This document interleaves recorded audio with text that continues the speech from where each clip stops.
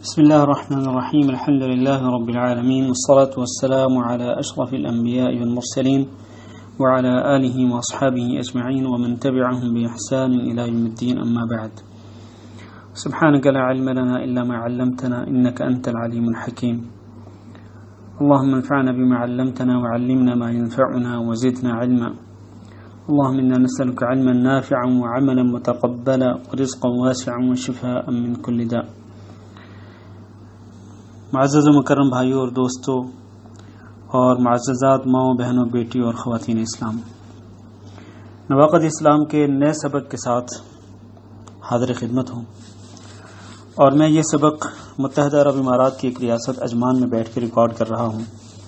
اللہ رب العزت سے دعا ہے کہ اللہ ہم سب کو، ہم جہاں بھی رہیں، اپنے حفظ و امان میں رکھے، اور اللہ رب العزت ہمیں ایک دوسرے کے لیے نافع بنائے۔ اللہ رب العزت ہمیں وہ علم نصیب فرمائے کہ جس کے ساتھ ہمیں بھی فائدہ ہو، دوسروں کو بھی فائدہ ہو، اور ہمیں اس علم کے ساتھ دنیا میں بھی فائدہ ہو، آخرت میں بھی فائدہ ہو، قبر بھی ہماری روشن ہو، اور قیامت کے دن بھی اللہ رب العزت ہمیں اس علم کو ہمارے لیے ذریعہ آخرت، ذریعہ نجات بنائے اور ذخیرہ آخرت بنائے۔ اللہ رب العزت ہم سب کو اپنی رضا کے لیے علم دین حاصل کرنے کی توفیق دے، اور اللہ رب العزت ہمیں جو کچھ سیکھنے اور سکھلانے اور پڑھنے اور پڑھانے کی توفیق دے، اللہ ہمیں اس پر عمل کرنے کی بھی توفیق دے۔ نواقد اسلام کے بارے میں ہم پہلے بیان کر چکے ہیں کہ نواقد اسلام سے مراد وہ امور ہیں کہ جن سے انسان دائرہ اسلام سے خارج ہو جاتا ہے۔ اس سے پہلے ہم 6 نواقد پڑھ چکے ہیں، اور آج کے سبق میں ہمیں 7واں ناقض پڑھنا ہے۔ شیخ الاسلام محمد بن عبد الوہاب رحمہ اللہ نے ان نواقد اسلام میں 7ویں نمبر پہ جو ناقض ذکر کیا ہے، یعنی اسلام سے نکالنے والا اور اسلام سے خارج کرنے والا امر، 7واں امر کیا ہے؟ وہ ہے السحر۔ السحر کا معنی ہے جادو۔ شیخ الاسلام محمد بن عبد الوہاب رحمہ اللہ کہتے ہیں وَمِنْهُ الصَّرْفُ وَالْعَطْفُ، جادو یعنی جادو دین اسلام سے خارج کرنے والے امور میں شامل ہے۔ جو شخص جادو کرتا ہے وہ دین اسلام سے نکل جاتا ہے۔ اسی طرح جادو سیکھنا اور سکھلانا، جادو کرنا اور کرانا، یہ ایسے امور ہیں کہ جن کے ساتھ انسان ملت اسلامی سے خارج ہو جاتا ہے۔ شیخ الاسلام کہتے ہیں کہ السحر ومنہ الصرف والعطف، جادو اور اس کی 2 قسمیں صرف اور عطف بھی ہیں۔ الصرف اور العطف، یہ جادو کی 2 قسمیں ہیں۔ الصرف کا معنی کیا ہے؟ الصرف کا معنی ہے پھیرنا، یعنی 2 محبت کرنے والوں کو ایک دوسرے سے پھیر دینا۔ مثال کے طور پر خاوند بیوی وہ ایک دوسرے سے محبت کرتے ہوں اور ان پر جادو کر دیا جائے اور ان کو ایک دوسرے سے پھیر دیا جائے، یعنی ان کے درمیان نفرت اور بغض اور عداوت کے جذبات پیدا کر دیے جائیں اور ان کو ایک دوسرے سے جدا کر دیا جائے، یہ جادو کی ایک قسم ہے۔ اسی طرح 2 کاروبار کرنے والے جو پارٹنرز ہوتے ہیں، بزنس مین ہوتے ہیں، ان کے درمیان ایسی غلط فہمیاں پیدا کر دینا، مس انڈرسٹینڈنگ پیدا کر دینا کہ جس کی وجہ سے وہ دونوں ایک دوسرے سے الگ تھلگ ہو جائیں، دونوں کے درمیان محبت کی بجائے بغض پیدا ہو جائے، اور دونوں کے درمیان دوستی کی بجائے دشمنی پیدا ہو جائے، اور دونوں کے راستے جدا جدا ہو جائیں، یہ ہے الصرف۔ اسی طرح والدین اور اولاد کے درمیان بغض اور عداوت کے جذبات پیدا کرنا، یہ بھی وہی قسم ہے جادو کی، الصرف۔ تو الصرف کا معنی ہے پھیرنا، یعنی 2 محبت کرنے والوں کو ایک دوسرے سے پھیر دینا اور ایک دوسرے سے دور کر دینا، ایک دوسرے کے درمیان دشمنی پیدا کرنا، یہ جادو کی ایک قسم ہے۔ اور دوسری قسم جو شیخ نے یہاں پر ذکر کی ہے وہ ہے العطف۔ العطف کا معنی ہے کہ 2 جو آپس میں الجھے ہوئے ہوں اور ان کے آپس میں بغض اور عداوت کے جذبات ہوں، ان دونوں کو اکٹھا کر دینا، یعنی ان کے مثلا خاوند بیوی، ان کے درمیان نفرت ہو، ان کے درمیان دشمنی ہو، ان کے درمیان کراہت کے اور نفرت اور بغض کے جذبات ہوں، وہ دونوں ایک دوسرے سے لڑتے جھگڑتے ہوں، تو ان کے درمیان ان پر جادو کر کے ان دونوں کو اکٹھا کرنا اور ان دونوں کے درمیان محبت و پیار کے جذبات کو پیدا کرنا، یہ عطف کہلاتا ہے۔ اسی طرح اگر ایک بندہ کسی سے محبت کرتا ہو، اگر کوئی بندہ کسی سے محبت کرتا ہو اور وہ دوستی رکھتا ہو، تو اگر اس پر جادو کر کے اس کو اس اپنے محبوب سے دور کر دیا جائے تو یہ جادو کی قسم ہے جس کو ہم پہلے بیان کر چکے ہیں، اور وہ ہے صرف۔ اور اسی طرح اس کا عکس بھی جادو کی اقسام میں سے ایک قسم ہے۔ شیخ الاسلام کہتے ہیں فمن فعله او رضی به کفر، جو شخص بھی یہ جادو کرے گا یا جادو پر راضی ہو جائے گا، یعنی ایک تو یہ نا کہ جادو کرنا، خود انسان جادو کرے یا جادو کروائے، یا پھر یہ کہ جادو پر راضی ہو جائے، یعنی وہ اگر اس پر راضی ہو جائے کہ جادو کرنا درست ہے، جادو کرنا حلال ہے، اور وہ کسی کو کہے کہ تم اس پر جادو کر دو، تو جادو کرنا یا جادو پہ راضی ہو جانا، یہ دونوں کیا ہیں؟ جو بھی یہ کرے گا کفر، وہ کفر کا ارتکاب کر لے گا، یعنی وہ دین اسلام سے خارج ہو جائے گا۔ پھر اس کے بعد شیخ الاسلام نے دلیل ذکر کی ہے کہ آخر اس کی کیا وجہ ہے کہ جادو جیسا عمل جو ہے یہ انسان کو دین اسلام سے خارج کیوں کرتا ہے، اس کی دلیل کیا ہے؟ اس کی دلیل انہوں نے اللہ رب العزت کا یہ فرمان ذکر کیا ہے سورۃ البقرہ کی آیت نمبر 102۔ اللہ نے فرمایا وما يعلمان من احد حتى يقولا انما نحن فتنة فلا تكفر، اور اس سے پہلے اسی آیت کے شروع میں اللہ نے فرمایا واتبعوا ما تتلو الشياطين على ملك سليمان وما كفر سليمان ولكن الشياطين كفروا يعلمون الناس السحر وما انزل على الملكين ببابل هاروت وماروت۔ اللہ نے فرمایا کہ وما کفر سلیمان علیہ الصلاۃ والسلام نے کفر نہیں کیا تھا۔ کفر کس نے کیا تھا؟ ولکن الشیاطین کفروا، شیطانوں نے اصل میں کفر کیا تھا۔ ان کے کفر کی وجہ کیا تھی؟ فرمایا وما کفر سلیمان ولکن الشیاطین کفروا یعلمون الناس السحر، کیونکہ وہ لوگوں کو جادو کی تعلیم دیتے تھے۔ جو شیطان لوگوں کو جادو کی تعلیم دیتے تھے ان کے بارے میں اللہ نے فرمایا کہ ان لوگوں نے کفر کیا، یعنی وہ دین اسلام سے خارج ہو گئے تھے۔ وما يعلمان من احد حتى يقولا انما نحن فتنة فلا تكفر، جہاں تک ہاروت اور ماروت دو فرشتوں کا تعلق ہے تو اللہ تعالیٰ نے فرمایا کہ یہ جب کسی کو جادو کے بارے میں بتلاتے تھے تو وہ ساتھ میں یہ بھی کہتے تھے کہ دیکھو ہمیں اللہ رب العزت کی طرف سے ایک آزمائش کے طور پر بھیجا گیا ہے، فلا تکفر، تو تم جادو کر کے یا جادو کا علم سیکھ کر اور آگے جادو کا عمل کر کے تم کفر نہ کرنا۔ تو یہ آیت جو ہے یہ اس بات کی دلیل ہے کہ جادو کرنا کفر ہے، جادو سیکھنا کفر ہے، جادو سکھلانا کفر ہے۔ انما نحن فتنة فلا تکفر فیتعلمون منہما ما یفرقون به بین المرء وزوجہ۔ اللہ نے فرمایا لوگ ہاروت اور ماروت سے جادو سیکھتے تھے اور اس کے ذریعے وہ کیا کرتے تھے؟ ما یفرقون به بین المرء وزوجہ، تو وہ خامند اور بیوی کے درمیان تفرقہ ڈال دیتے تھے۔ جس طرح ہم نے پہلے کہا جادو کی ایک قسم ہے صرف کا معنی پھیرنا، یہ وہی ہے خامند اور بیوی کے درمیان جدائی ڈال دینا۔ لیکن اللہ نے فرمایا وما هم بضارین به من احد الا باذن اللہ، وہ جادو کرنے والے جو لوگ ہیں وہ کسی کو اپنے طور پر نقصان نہیں پہنچا سکتے الا یہ کہ اللہ رب العزت کا اذن ہو۔ جب تک اللہ رب العزت نہیں چاہے گا کوئی بڑے سے بڑا جادوگر جو ہے وہ کسی کو نقصان نہیں پہنچا سکتا۔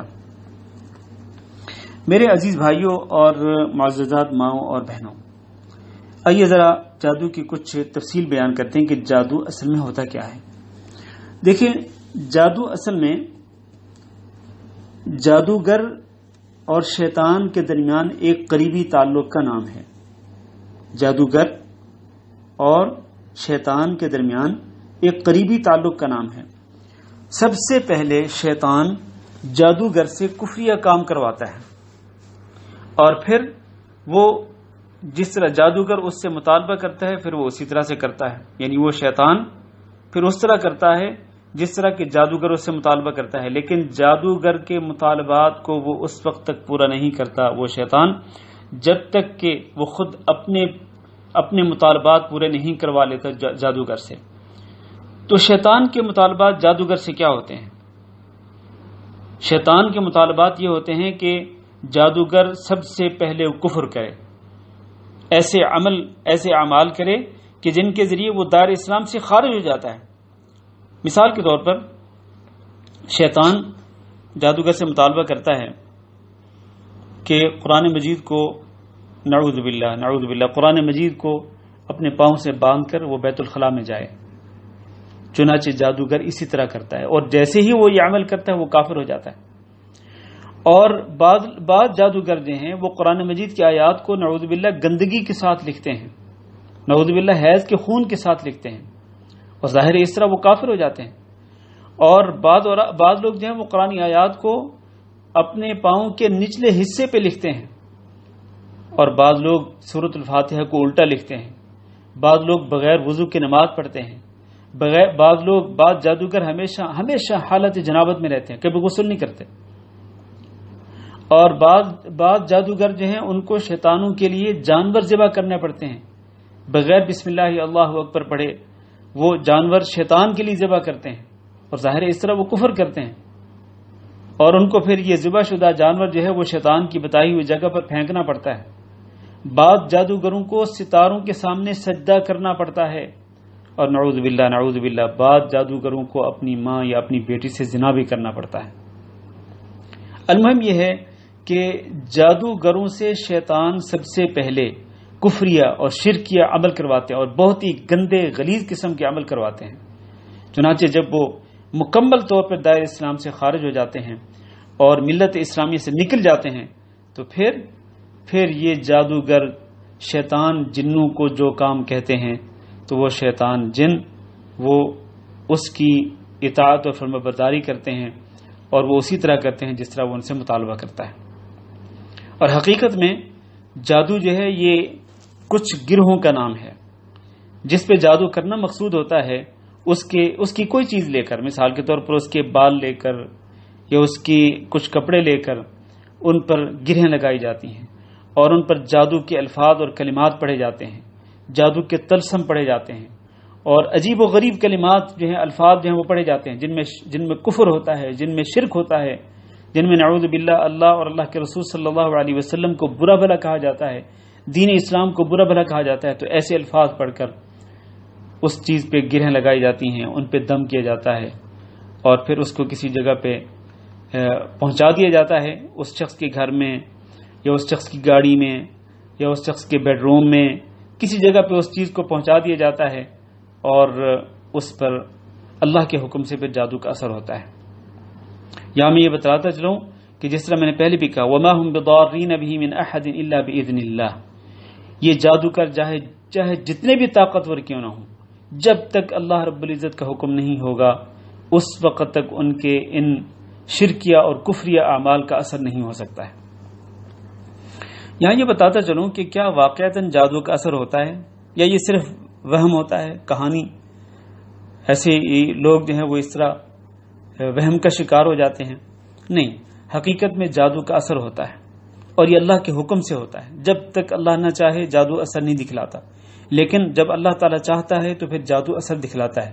اس کی دلیل سب سے بڑی دلیل یہ ہے وہ حدیث ہے جس میں نبی صلی اللہ علیہ وسلم کے بارے میں حضرت عائشہ رضی اللہ تعالیٰ عنہ نے بیان کیا کہ آپ صلی اللہ علیہ وسلم پر بھی جادو کا اثر ہو گیا تھا۔ وہ حدیث کیا ہے؟ حضرت عائشہ رضی اللہ تعالیٰ نے بیان کرتی ہیں کہ قبیلہ بنو زریق سے تعلق رکھنے والے ایک شخص نے، جسے لبید بن عاصم کہا جاتا تھا، یہ یہودی تھا، رسول اکرم صلی اللہ علیہ وسلم پر اس نے جادو کر دیا، جس سے آپ صلی اللہ علیہ وسلم متاثر ہوئے۔ چنانچہ اور اثر کتنا ہوا؟ اثر اتنا ہوا تھا کہ نبی صلی اللہ علیہ وسلم کا خیال ہوتا کہ آپ نے فلاں کام کر لیا ہے، حالانکہ آپ نے وہ نہیں کیا ہوتا تھا۔ بس اتنا سا اثر ہوا، ورنہ نبی صلی اللہ علیہ وسلم پر آپ کا جو فرض منصبی تھا، آپ کی جو اصل ڈیوٹی تھی اللہ رب العزت کے دین کو امت تک پہنچانا، اس ڈیوٹی کے ادا کرنے میں اس جادو کا نبی صلی اللہ علیہ وسلم پر قطعاً کوئی اثر نہیں ہوا۔ اثر صرف اتنا ہوا کہ آپ صلی اللہ علیہ وسلم کو بعض اوقات یہ خیال ہوتا تھا کہ آپ نے فلاں کام کر لیا ہے حالانکہ آپ نے وہ نہیں کیا ہوتا تھا. بس یہ حضرت عائشہ رضی اللہ تعالیٰ عنہ کی حدیث میں موجود ہے. اب یہ معاملہ ایسے چلتا رہا یہاں تک کہ آپ صلی اللہ علیہ وسلم ایک دن یا ایک رات، حضرت عائشہ فرماتی میرے پاس تھے، بار بار آپ صلی اللہ علیہ وسلم اللہ تعالیٰ سے دعا کر رہے تھے کہ اللہ مجھ سے اس جادو کے اثر کو ختم کر دے. اور اس سے یہ بھی ثابت ہوتا ہے کہ انسان اگر کسی انسان پر جادو کا اثر ہو جائے تو اللہ رب العزت کی طرف رجوع کرے، کیونکہ اللہ رب العزت ہی اس کو شیطان کے اس شر سے، جادو کے اس فتنے سے، اس نقصان سے بچا سکتا ہے. اللہ کے سوا کوئی نہیں بچا سکتا. نبی صلی اللہ علیہ وسلم بار بار روتے رہے، اللہ تعالیٰ سے دعا کرتے رہے. پھر آخر کار نبی صلی اللہ علیہ وسلم نے فرمایا، اے عائشہ اشعرتی ان اللہ افتانی فیما استفتیت، کیا تمہیں معلوم ہے کہ اللہ تعالیٰ نے میری دعا قبول کر لی ہے؟ اتانی رجلان، میرے پاس دو آدمی آئے، فقعد احدهما عند رأسی والآخر عند رجلی، ان میں سے ایک شخص میرے سر کے پاس بیٹھ گیا اور دوسرا میرے پاؤں کے پاس بیٹھ گیا. ایک نے دوسرے سے پوچھا ما وجع الرجل، اس شخص کو کیا ہوا ہے؟ دوسرے نے کہا مطبوب، اس پر جادو کیا گیا ہے. اصل میں یہ دونوں فرشتے تھے جو اللہ رب العزت نے نبی صلی اللہ علیہ وسلم کے پاس بھیجے تھے انسانوں کی شکل میں. تو ان میں سے ایک نے پوچھا کہ اس آدمی کو کیا ہوا، یعنی نبی صلی اللہ علیہ وسلم کو کیا ہوا ہے؟ تو دوسرے نے جواب دیا کہ اس پہ جادو کیا گیا ہے. تو اس نے کہا کس نے کیا ہے؟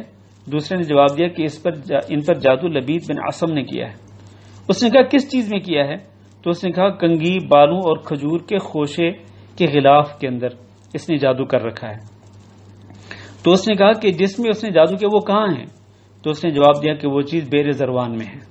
چنانچہ رسول اللہ صلی اللہ علیہ وسلم اپنے کچھ صحابہ کرام کے ساتھ اس کنویں کے پاس آئے، اور پھر جب واپس تشریف لائے تو آپ نے فرمایا اے عائشہ، اس کنویں کا پانی ایسے تھا جیسے انتہائی سرخ رنگ کا، اس کا پانی انتہائی سرخ رنگ کا ہو چکا تھا، اور اس کی کھجوروں کے سر ایسے تھے، یعنی اس کنویں کے آس پاس جو کھجوریں تھیں ان کھجوروں کے سر ایسے تھے جیسے شیطان کے سر ہوں، یعنی وہ انتہائی بد شکل ہو گئی تھی. تو حضرت عائشہ رضی اللہ تعالیٰ نے کہتی میں نے کہا اللہ کے رسول آپ نے جادو کو کنویں سے نکالا کیوں نہیں؟ تو آپ نے فرمایا قد عافانی اللہ تعالیٰ نے مجھے عافیت دے دی ہے، یعنی بس میں تو یہی چاہتا تھا کہ اللہ مجھے تندرستی دے دے، تو اللہ نے مجھے تندرستی دے دی ہے. جہاں تک جادو والی چیز کو اس کنویں سے نکالنے کا تعلق ہے تو آپ نے فرمایا فکرہت ان اصبر علی الناس فیہ شر، میں نہیں چاہتا تھا کہ لوگ کسی شر اور فتنہ میں مبتلا ہو جائیں. اس کے بعد نبی صلی اللہ علیہ وسلم نے اسے نکالنے کا حکم دیا اور پھر اسے زمین میں دفن کر دیا گیا. تو اس حدیث سے یہ حدیث جو ہے یہ حدیث صحیح بخاری اور صحیح مسلم میں موجود ہے. صحیح بخاری میں حدیث نمبر 5763 اور صحیح مسلم میں حدیث نمبر 2189. اس حدیث کے اندر حضرت عائشہ رضی اللہ تعالیٰ عنہ نے اس چیز کو بیان کیا ہے کہ رسول اکرم صلی اللہ علیہ وسلم پر جادو کیا گیا تھا. کس نے کیا تھا؟ یہودی نے. اس کا نام کیا تھا؟ لبید بن عاصم. اس نے کس چیز میں کیا تھا؟ آپ صلی اللہ علیہ وسلم کے بال لے کر کنگھی استعمال کی اور کھجور کے خوشے کے اندر اس نے کچھ گرہیں لگائیں اور اس کے اوپر کچھ پڑھا اور پھر اس کو بیر زروان میں پھینک دیا، یعنی اس کنویں کے اندر پھینک دیا. تو اس طرح نبی صلی اللہ علیہ وسلم پر اللہ کے حکم سے اس کا اثر ہوا. تو جادو کی تاثیر ہے، اس حدیث سے ثابت ہوتا ہے کہ جادو کی تاثیر ہے. اور اس کی ایک اور بڑی دلیل جو ہے جو قرآن مجید میں اللہ تعالیٰ نے ذکر فرمائی ہے، حضرت موسیٰ علیہ الصلوۃ والسلام کا واقعہ اور اسی طرح فرعون اور اس کے جادوگروں کا واقعہ اللہ نے قرآن مجید کے اندر کئی جگہوں پہ بیان کیا ہے. تو ان آیات کے اندر اس واقعے کے متعلق جتنی آیات اللہ تعالیٰ نے ذکر فرمائی ہیں ان آیات میں اللہ نے ذکر کیا ہے کہ جادو جو ہے اس نے اپنا اثر دکھلایا اور لوگوں نے دیکھا. لیکن یہ تو ایک الگ بات ہے کہ اللہ رب العزت کا حکم ہر چیز پہ غالب رہتا ہے. اللہ رب العزت نے حضرت موسیٰ علیہ الصلوۃ والسلام کو کہا کہ آپ کے ہاتھ میں جو عصا ہے اسی کو پھینکو. تو حضرت موسیٰ علیہ الصلوۃ والسلام نے وہ عصا پھینکا اور اس نے پھر ایک اژدہے کی شکل میں ان تمام سانپوں کو نگل لیا جو کہ جادوگروں کی طرف سے پھینکے گئے تھے، اور جادو کا انہوں نے ایک عمل کیا تھا. تو اس عمل کو حضرت موسیٰ علیہ الصلوۃ والسلام نے اس طرح سے ختم کیا اللہ رب العزت کے حکم کے ساتھ۔ تو اس سے یہ ثابت ہوتا ہے کہ جادو تاثیر رکھتا ہے۔ فرعون کے جادوگروں نے جادو کیا تھا اور اس کا اثر لوگوں نے اپنی آنکھوں سے دیکھا تھا۔ انہوں نے جو کرتب دکھلائے تھے، جو انہوں نے شعبدہ بازی کی تھی یا جو بھی جادو کا عمل کیا تھا وہ نظر آ گیا تھا، حتیٰ کہ حضرت موسیٰ علیہ الصلوۃ والسلام بھی ڈر گئے تھے، لیکن اللہ رب العزت نے اپنے حکم کے ساتھ اس جادو کے اثر کو ختم کیا۔ چنانچہ اس کے بعد جادوگر القی السحرۃ ساجدین قالوا آمنا برب العالمین رب موسیٰ و ہارون، جادوگر سجدے میں گر گیا اور انہوں نے کہا کہ ہم رب العالمین پر ایمان لائے جو کہ موسیٰ اور ہارون کا رب ہے۔ تو یہ پورا واقعہ جو ہے یہ اس بات کی دلیل ہے کہ جادو اثر رکھتا ہے اللہ کے حکم کے ساتھ۔ اور سورۃ البقرہ کی آیت نمبر 102 جو ہے اس کے اندر بھی یہی چیز بیان کی گئی ہے، اس کے اندر بھی اسی چیز کو بیان کیا گیا ہے کہ جادو کی تاثیر ہوتی ہے، لیکن جادو کرنا، کرانا، جادو سیکھنا، سکھلانا یقینی طور پر یہ کفر ہے۔ آئیے ذرا شریعت کی نظر میں دیکھ لیں کہ جادوگر کے متعلق شریعت کیا فیصلہ کرتی ہے۔ ہم نے یہ تو جان لیا کہ جادو کرنا حرام ہے، جادو کروانا بھی حرام ہے، جادو سیکھنا حرام ہے، جادو سکھلانا حرام ہے، جادو کا عمل کرنا کرانا یہ حرام ہے، اور یہ یقیناً یہ عمل ایسا ہے کہ جس سے انسان دائرہ اسلام سے خارج ہو جاتا ہے۔ تو دین اسلام کے اندر جادوگر کے متعلق کیا فیصلہ ہے، آئیے ذرا اس کے متعلق بھی جان لیں۔ رسول اکرم صلی اللہ علیہ وسلم نے فرمایا لیس منا من تطیر او تطیر له، وہ شخص ہم میں سے نہیں جو فال نکالے یا نکلوائے، او تکہن او تکہین له، یا وہ کہانت کرے یا کروائے، او تسحر او تسحر له، یا وہ جادو کرے یا جادو کروائے۔ تو اس حدیث میں نبی صلی اللہ علیہ وسلم نے ہر ایسے شخص کو اپنی امت کے دائرے سے نکال دیا ہے جو فال نکالے یا نکلوائے، جو کہانت کرے یا کروائے، یا جو جادو کرے یا جادو کروائے۔ گویا جادو کرنے والا، کروانے والا امت محمدیہ سے خارج ہے، وہ دائرہ اسلام سے نکل گیا۔ آخر شیخ الاسلام محمد بن عبد الوہاب رحمہ اللہ نے نواقض اسلام کے اندر جادو کو کیوں ذکر کیا ہے؟ جادو اس لیے ذکر کیا ہے کہ جادو دین اسلام سے نکال دیتا ہے، دین اسلام سے خارج کر دیتا ہے۔ اس کی دلیل یہی سب سے پہلے وہ قرآن مجید کی آیت نمبر سورۃ البقرہ کی آیت نمبر 102، اور اسی طرح یہ حدیث جو ابھی ہم نے ذکر کی ہے، اور اس کا حوالہ بھی ہم آپ کو دے دیتے ہیں۔ یہ حدیث سنن ابو داؤد میں ہے اور اس کا نمبر ہے 3043، کہ ہر وہ شخص جو فال نکالے یا نکلوائے، یا کہانت کرے یا کروائے، یا جادو کرے یا کروائے، وہ امت محمدیہ سے خارج ہے، ملت اسلامیہ سے خارج ہے۔ چنانچہ جادوگر جب دائرہ اسلام سے خارج ہو جاتا ہے تو بعض صحابہ کرام سے یہ ثابت ہے کہ انہوں نے جادوگروں کو قتل کرنے کا حکم دیا تھا۔ حضرت جندب رضی اللہ تعالیٰ عنہ نے کوفہ میں ایک جادوگر کو دیکھا جو جادو کے کرتب دکھلا رہا تھا، تو حضرت جندب رضی اللہ تعالیٰ عنہ نے اسے اپنی تلوار کے ساتھ قتل کر دیا تھا۔ اور یہ واقعہ شیخ البانی رحمہ اللہ نے سلسلۃ الاحادیث میں ذکر کیا ہے۔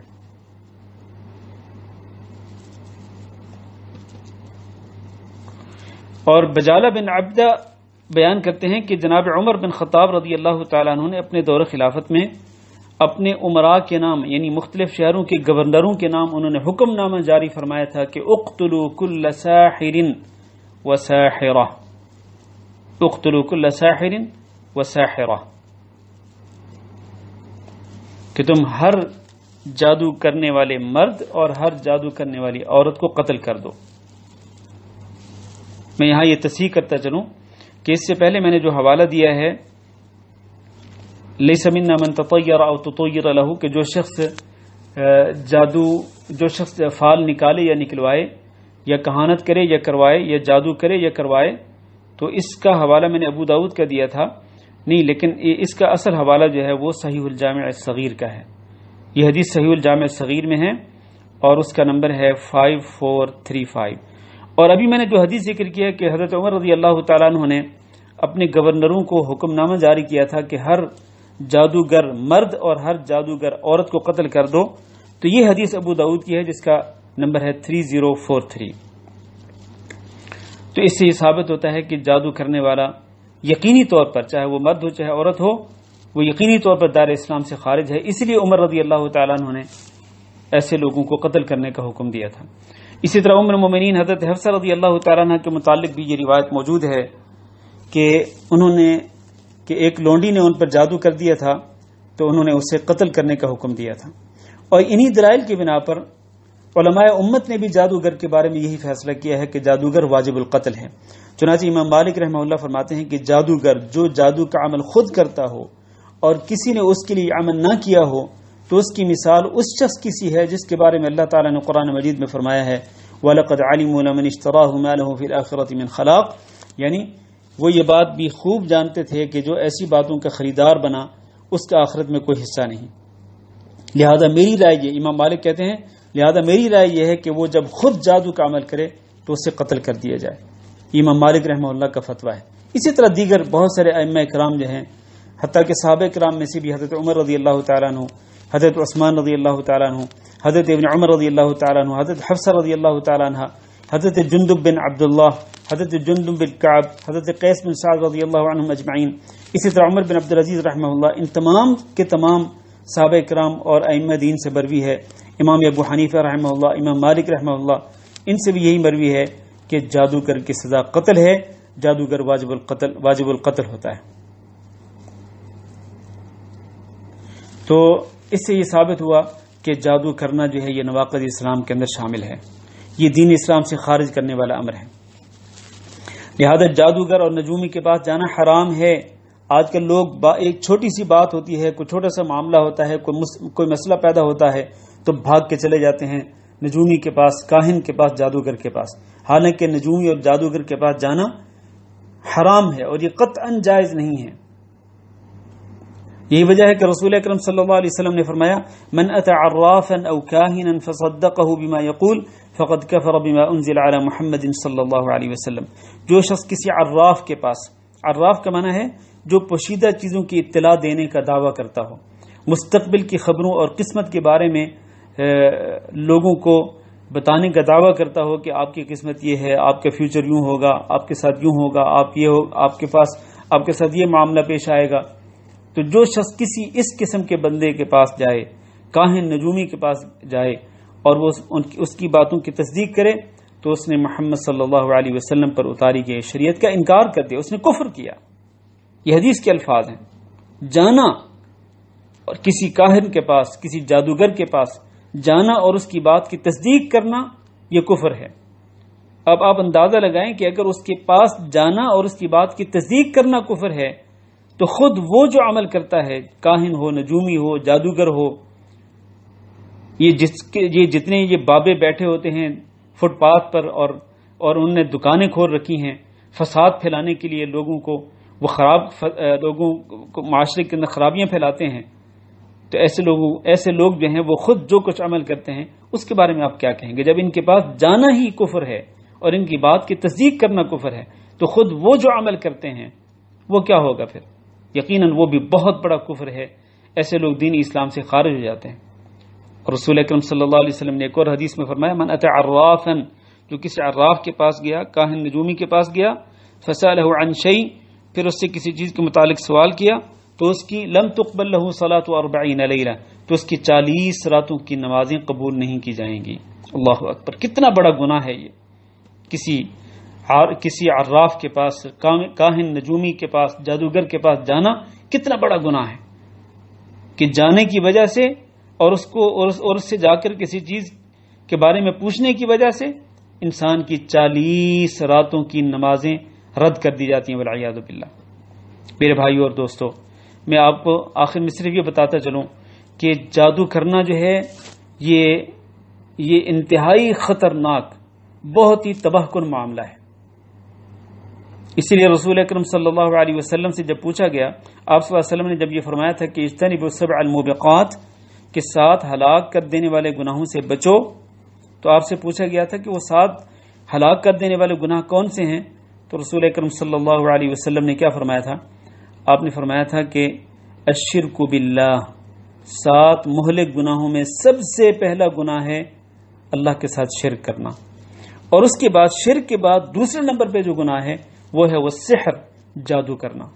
اس سے آپ اندازہ کر سکتے ہیں کہ اگر آپ لسٹ بنائیں مہلک گناہوں کی، تباہ کرنے والے گناہوں کی، برباد کرنے والے گناہوں کی، اگر آپ لسٹ بنانا چاہیں تو رسول اکرم صلی اللہ علیہ وسلم کے حدیث کے مطابق سب سے پہلے ٹاپ آف دا لسٹ جو گناہ ہے، برباد کرنے والا، انسان کو تباہ کرنے والا گناہ جو ہے وہ کیا ہے؟ وہ ہے شرک، اللہ کے ساتھ شرک کرنا. اور اس کے بعد دوسرے نمبر پہ وہ ہے السحر، جادو کرنا.